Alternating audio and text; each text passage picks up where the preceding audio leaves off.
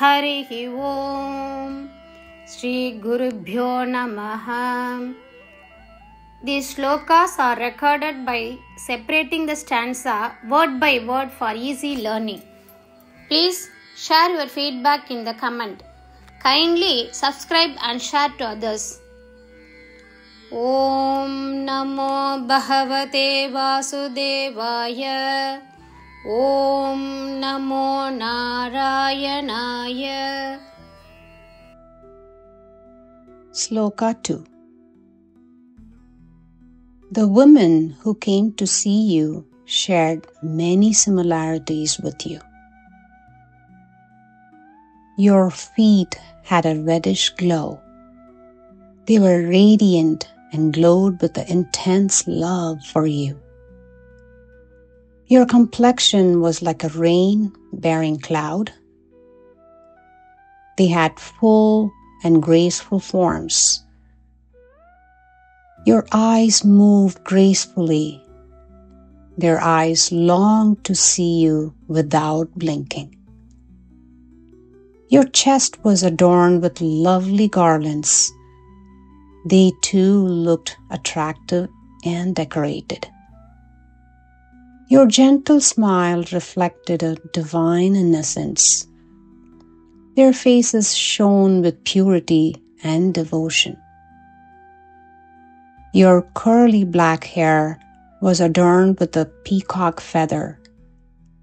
Their hair was decorated with beautiful ornaments. ஸ்லோகம் 2.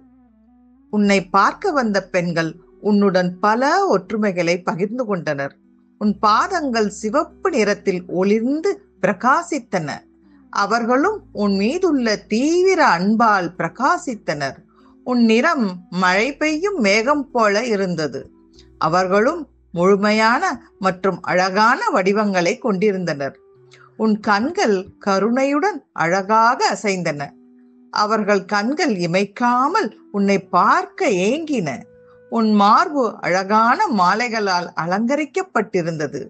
அவர்களும் தங்களை கவர்ச்சியாகவும் அழகாகவும் அலங்கரிக்கப்பட்டதாக காணப்பட்டனர். உன் மென்மையான புன்னகை தெய்வீக அப்பாவித்தனத்தை பிரதிபலித்தது.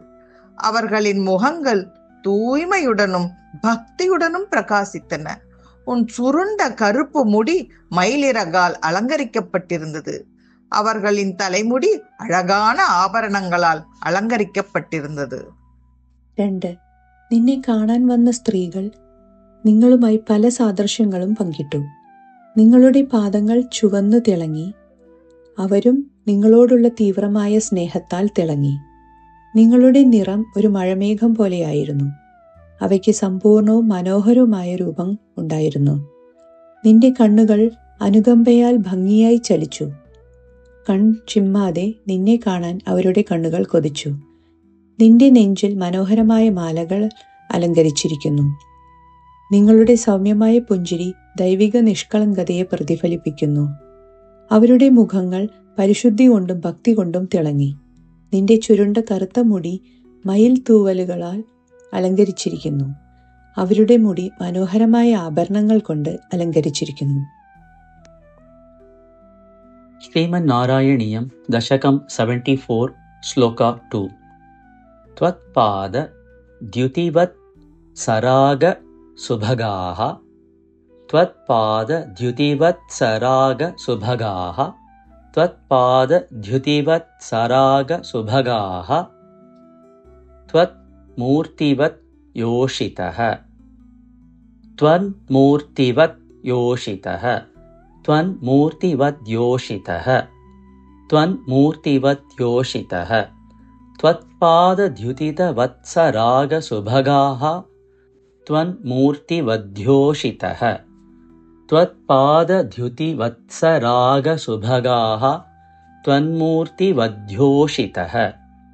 त्वत्पादद्युतिवत्सरागसुभगाः. त्वन्मूर्तिवद्योषितः. सम्प्राप्ता विलसत् पयोधर रुचः. लोला भवत् दृष्टिवत्.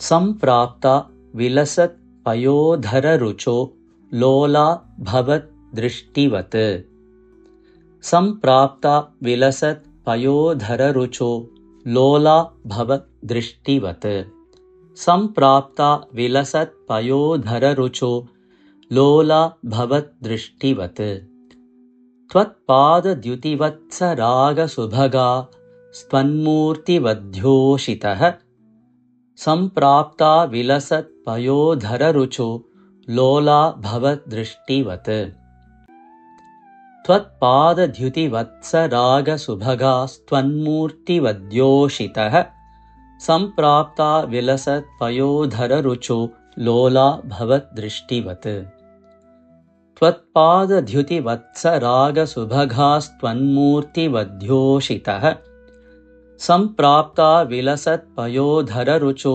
लोला भवत् दृष्टिवत् हारिण्यः त्वत् उरः स्थलीवत् अयिते हारिण्यः त्वत् उरः स्थलीवत् अयिते हारिण्यस्त्वदुरः स्थलीवदयिते हारिण्यस्त्वदुरः स्थलीवदयिते हारिण्यस्त्ववदुरः स्थलीवदयिते मन्दस्मितप्रौढिवत् मन्दस्मितप्रौढिवत् मन्दस्मितप्रौढिवत् हारिण्यस्त्वदुरः स्थलीवदयिते मन्दस्मितप्रौढिवत् हारिण्यस्त्वदुरः स्थलीवदयिते मन्दस्मितप्रौढिवत् हारिण्यस्त्वदुरः स्थलीवदयिते मन्दस्मितप्रौढिवत् नैर्मल्य उल्लसिताः कचौघरुचिवत् नैर्मल्य उल्लसिताः कचौघरुचिवत् नैर्मल्योल्लसिताः कचौघरुचिवत् नैर्मल्योल्लसिताः कचौघरुचिवत् नैर्मल्योल्लसिताः कचौघरुचिवत् राजत्कलाप आश्रिताः राजत्कलापाश्रिताः राजत्कलापाश्रिताः राजत्कलापाश्रिताः नैर्मल्योल्लसिताः कचौघरुचिवत् राजत्कलापाश्रिताः नैर्मल्योल्लसिताः कचौघरुचिवत् राजत्कलापाश्रिताः नैर्मल्योल्लसिताः कचौघरुचिवत् राजत्कलापाश्रिताः हारिण्यस्त्वदुरः स्थलीवदयिते मन्दस्मितप्रौढिवत् नैर्मल्योल्लसिताः कचौघरुचिवत् राजत्कलापाश्रिताः हारिण्यस्त्वदुरः स्थलीवदयिते मन्दस्मितप्रौढिवत् नैर्मल्योल्लसिताः कचौघरुचिवत् राजत्कलापाश्रिताः हारिण्यस्त्वदुरः स्थलीवदयिते मन्दस्मितप्रौढिवत् नैर्मल्योल्लसिताः कचौघरुचिवत् राजत्कलापाश्रिताः त्वत्पादद्युतिवत्सरागसुभगास्त्वन्मूर्तिवध्योषितः सम्प्राप्ता विलसत् पयोधररुचो लोला भवत् दृष्टिवत् हारिण्यस्त्वदुरः स्थलीवदयिते मन्दस्मितप्रौढिवत् नैर्मल्योल्लसिताः कचौघरुचिवत् राजत्कलापाश्रिताः त्वत्पादद्युतिवत्सरागसुभगास्त्वन्मूर्तिवध्योषितः सम्प्राप्ता विलसत् पयोधररुचो लोला भवत् दृष्टिवत् हारिण्यस्त्वदुरः स्थलीवदयिते मन्दस्मितप्रौढिवत् नैर्मल्योल्लसिताः कचौघरुचिवत् राजत्कलापाश्रिताः त्वत्पादद्युतिवत्सरागसुभगास्त्वन्मूर्तिवध्योषितः सम्प्राप्ता विलसत् पयोधररुचो लोला भवत् दृष्टिवत् हारिण्यस्त्वदुरः स्थलीवदयिते मन्दस्मितप्रौढिवत् नैर्मल्योल्लसिताः कचौघरुचिवत् राजत्कलापाश्रिताः त्वत्पादद्युतिवत्सरागसुभगास्त्वन्मूर्तिवद्योषितः सम्प्राप्ता विलसत्पयोधररुचो लोलाभवद्दृष्टिवत् हारिण्यस्त्वधुरस्थलीवदयिते मन्दस्मितप्रौढिवत् नैर्मल्योल्लसिताः कचौघरुचिवद् राजत्कलापाश्रिताः त्वत्पादद्युतिवत्सरागसुभगास्त्वन्मूर्तिवद्योषितः सम्प्राप्ता विलसत्पयोधररुचो लोलाभवद्दृष्टिवत्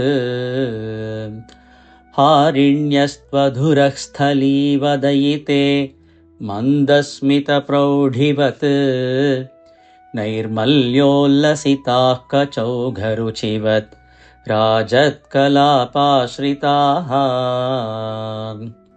त्वत्पादद्युतिवत्सरागसुभगास्त्वन्मूर्तिवद्योषितः सम्प्राप्ता विलसत्पयोधररुचो लोलाभवद्दृष्टिवत्